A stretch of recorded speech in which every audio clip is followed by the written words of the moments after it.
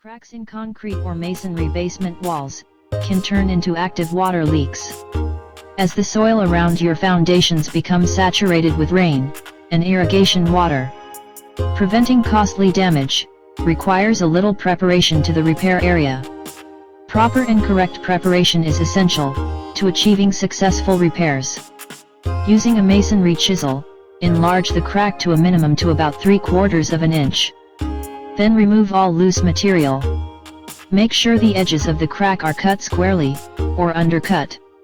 Hydraulic water stop works itself in place, so it's very important not to create V-shaped edges. Mix hydraulic water stop to about 4 to 4.5 parts water stop cement to 1 part clean water. Always wear safety glasses and waterproof gloves when working with hydraulic water stop, or any other cement-based products.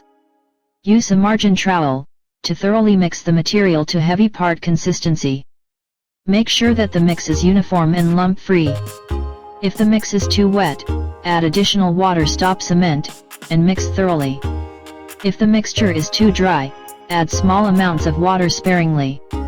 Water stop dries extremely fast, so do not mix any more material that can be used in 2 to 3 minutes.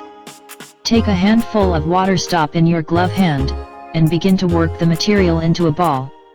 You will feel the water stop begin to get warm in your hand.